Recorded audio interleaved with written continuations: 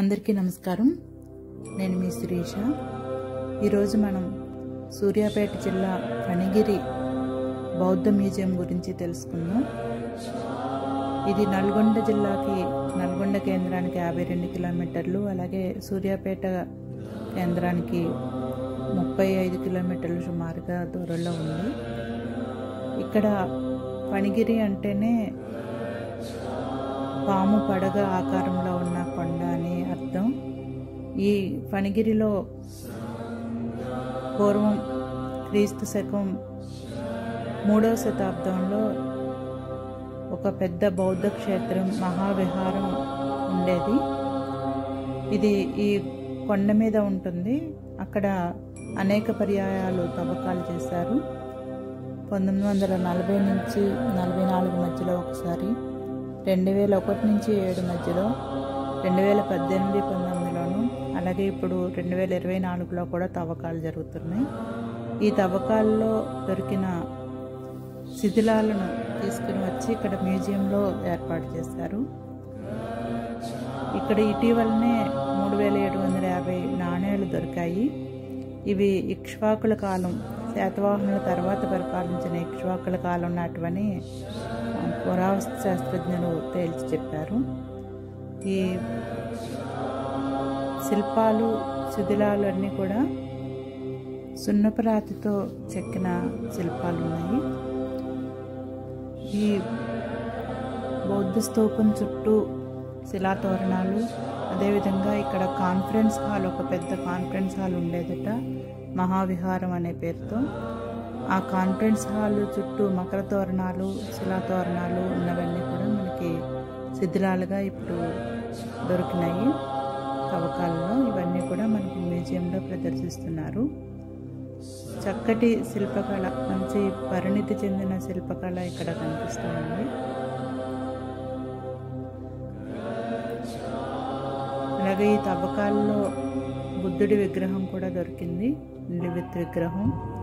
అయితే ఈ ముఖ భాగంలో చాలా వరకు శిథిలమయ్యి ఉన్న పార్ట్ మాత్రమే మనం ఇప్పుడు చూసాము. ఈ బౌద్ధ పురావస్తు స్థలంలో మనకి సాంచి స్తూపంలో ఉన్నట్లుగా తోరణాలు ఉండేవి అని చెప్తున్నారు. ఆ శిథిలాలు ఇక్కడ, అటువంటి తోరణాలకు సంబంధించిన శిథిలాలు ఎక్కువగా దొరికాయి. వీటితో పాటుగా బుద్ధుడి శిల్పం, బుద్ధుడి పాదాలు, తలభాగం లేని ఇక్ష్వాకుల రాజు నిలువెత్తు విగ్రహం, అలాగే ఇక్ష్వాకు వంశ చివరి రాజు రుద్రపురుషదత్తుడి స్తంభ శాసనం, జాతక కథల ఫలకాలు, అదేవిధంగా రుద్రపురుషదత్తుడి ముఖ్య వైద్యుడైన దేమసేన అనే రాజవైద్యుడు చేసిన ధర్మచక్ర స్తంభాన్ని స్థాపించిన దాఖలాలు, ఇవన్నీ కూడా ఇక్కడ లభించాయి.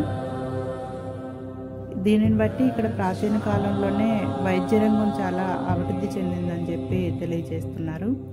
అలాగే బోధిసత్వుడి నిలువెత్తు స్టక్కో ప్రతిమ కూడా దొరికింది. స్టక్కో అంటే ఇటుకలు, మట్టి, సున్నపు లేప్యంతో నునుపు చేసి తయారు చేయబడ్డ ప్రతిమ. అది కూడా ఇక్కడ మ్యూజియంలో పెట్టారు. ఇవన్నీ కూడా చాలా క్లియర్గా కనిపించేలాగా చక్కగా శిల్పాలు చెక్కి ఉన్నాయి.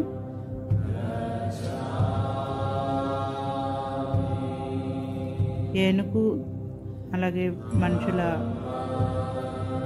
షేప్లో ఉన్న శిల్పాలు ఇవి.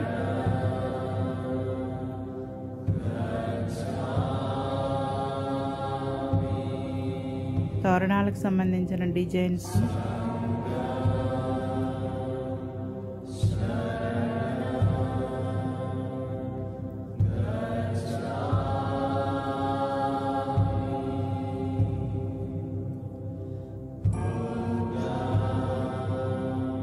పాదాలు,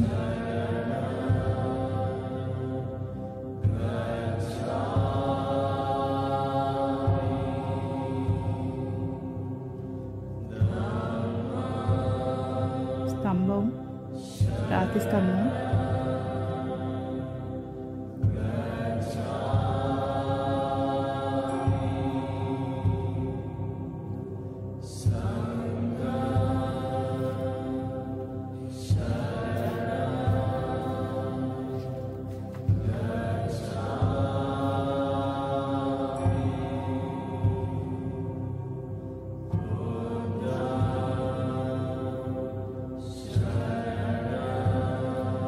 ఇక్కడి లిపిలో రాసిన శాసనాలు కూడా ఉన్నాయి. ఇక్కడ బ్రాహ్మీ లిపి అని చెప్పి తెలియజేస్తున్నారు.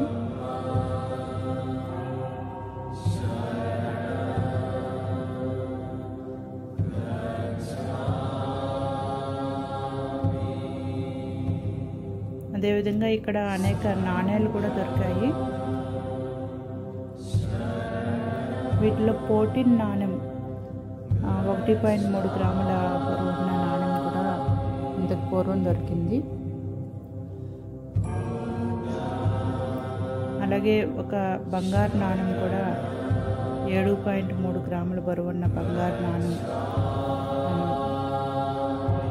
క్రీస్తు శకం 96-98 మధ్య సంవత్సరాల్లో రోమన్ చక్రవర్తి నెర్వీ సీజర్ అనే ఆయన విడుదల చేసిన నాణెం కూడా దొరికింది. ఇప్పుడు మనం చూస్తున్నది బుద్ధుడి నిలువెత్తు విగ్రహం.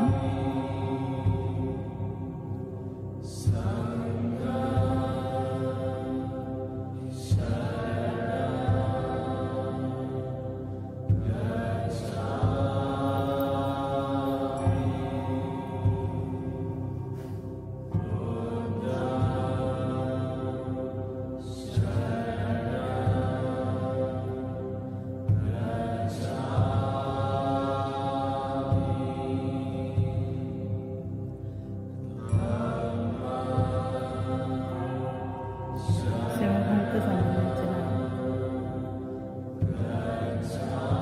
విగ్రహం.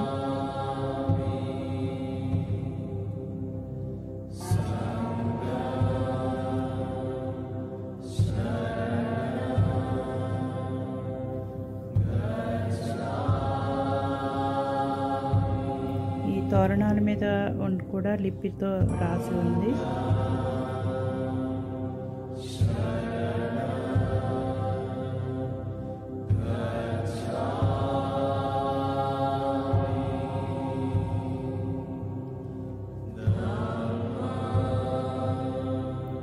పిల్లర్కి సంబంధించిన శిథిలాలు, వీటి మీద కూడా డిజైన్స్, జంతువుల బొమ్మలు అన్నీ కూడా క్లియర్గా చెక్కి ఉన్నాయి.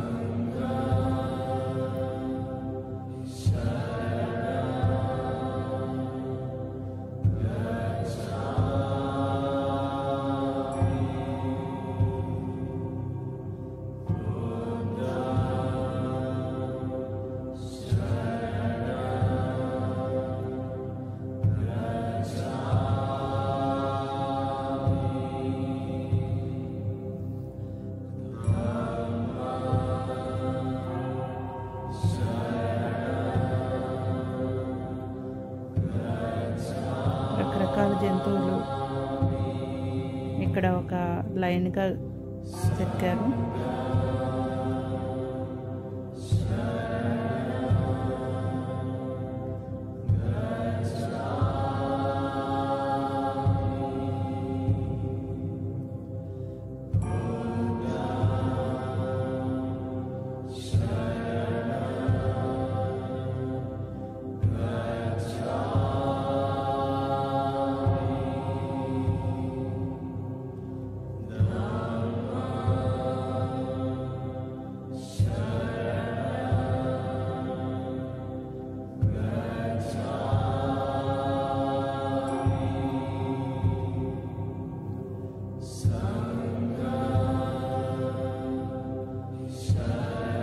అప్పట్లో ఇక్కడ ఉన్న బౌద్ధులు రోమన్ రాజ్యంతో వ్యాపార సంబంధాలు జరిపారు అనేదానికి గుర్తుగా ఈ రోమన్ నాణ్యాలతో పాటుగా ఇక్కడ ఉన్న విగ్రహాల్లో కూడా రోమన్ ప్రతిమలను పోలినట్టుగా కొన్ని విగ్రహాలు కూడా ఉన్నాయి.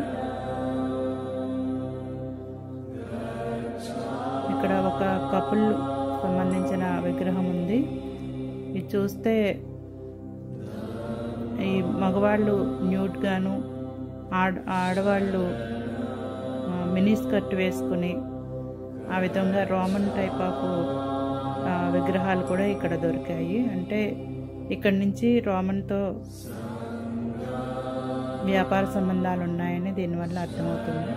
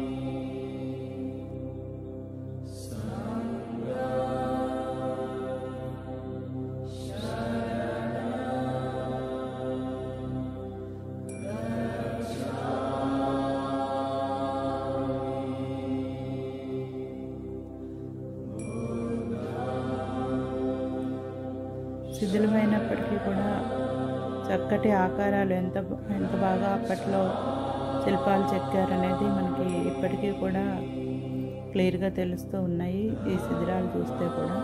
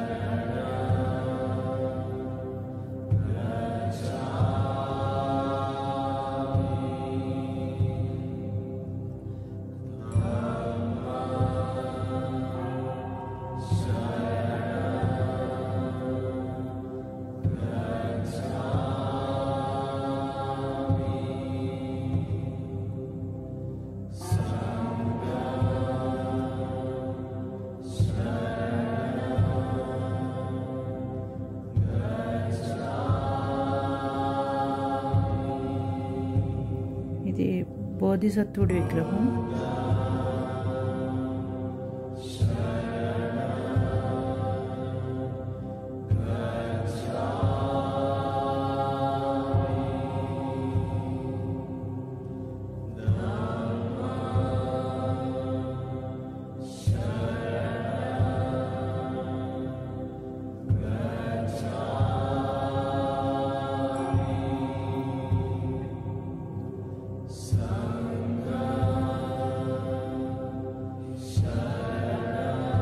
మకర తోరణం,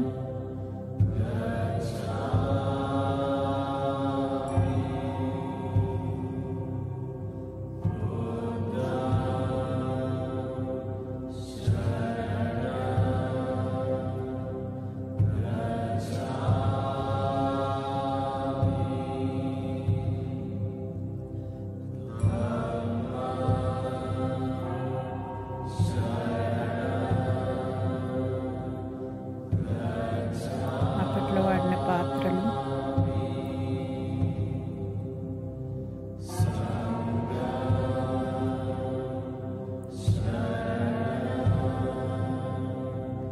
మకర తోరణం రెండవ వైపు,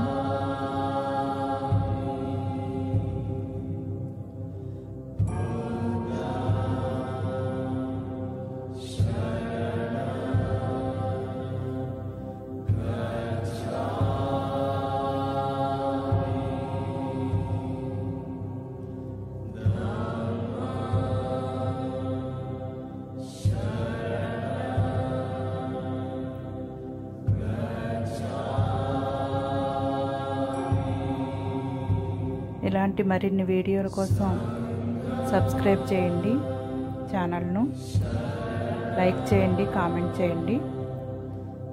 ఇక్కడికి దగ్గరలోనే ఒక రామాలయం కూడా ఉంది. రెండవ భద్రాద్రిగా ఇక్కడ తెలియజేస్తారట.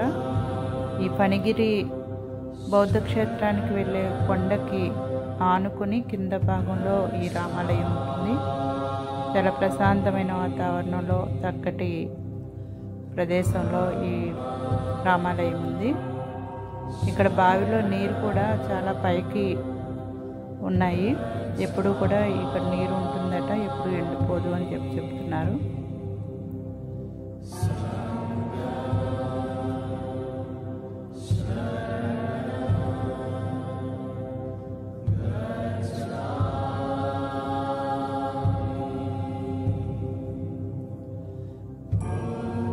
Thank you.